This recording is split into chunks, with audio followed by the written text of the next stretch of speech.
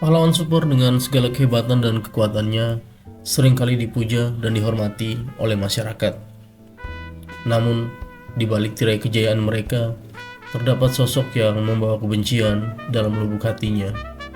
Inilah Garou, seorang karakter kontroversial dalam serial One Punch Man yang membawa kita pada refleksi filosofis mengenai alasan dibalik kebenciannya terhadap pahlawan super. Mari kita telusuri landasan filosofis yang mendasari gagasan dan pandangan Garou. Dalam kehidupan kita, ada kekuasaan yang terlibat dalam setiap interaksi sosial.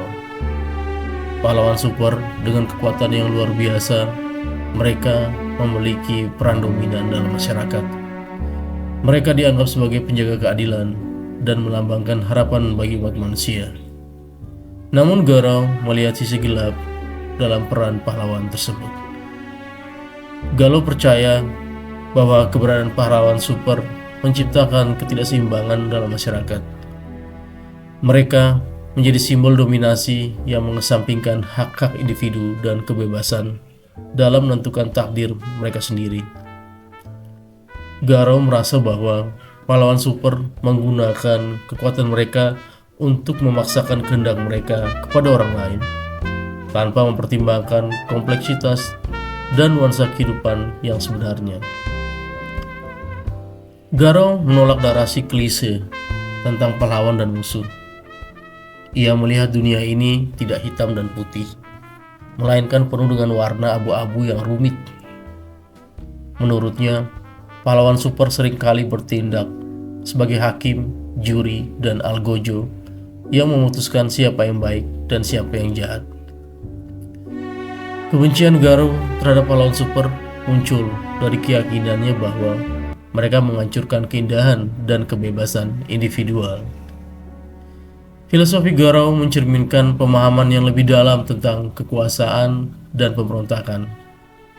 Ia menolak untuk tunduk pada otoritas yang menindas, meskipun datang dalam bentuk pahlawan super yang dipuja oleh banyak orang. Baginya, melawan dominasi dan mengejar kebebasan adalah hak yang melekat pada setiap individu. Namun, di balik kebenciannya terhadap pahlawan super, terdapat juga rasa sakit dan kehampaan yang mendalam yang mendera Garou. Ia adalah cermin dari kekosongan dan kehilangan dalam hidupnya yang mempengaruhi persepsinya terhadap kekuasaan dan pahlawan. Garou mencari kekuasaan untuk mengisi kehampaannya, tetapi kebencian yang dipupuknya hanya menjadikannya terperangkap dalam lingkaran siklus kekerasan dan penderitaan. Dalam cerita Garou terdapat pesan filosofis yang dalam. Kita diajak untuk merenungkan apakah kekuasaan sejati dapat dicapai dengan menghancurkan otoritas yang ada, ataukah dengan menghadapi tantangan yang ada dengan cara yang lebih bijak. Kita diingatkan bahwa kebencian dan penolakan terhadap pahlawan super adalah cerminan dari kerentanan dan kehampaan yang ada di dalam diri kita sendiri. Sebagai penonton, kita dapat mempertimbangkan sudut pandang Garou sebagai panggilan untuk melihat, melampaui permukaan dan mengeksplorasi kompleksitas dalam hubungan antara kekuasaan, dominasi, dan kebebasan individu. Dalam menerima perbedaan dan mencari solusi yang inklusif, kita dapat menghindari jatuh ke dalam siklus kebencian yang menghancurkan.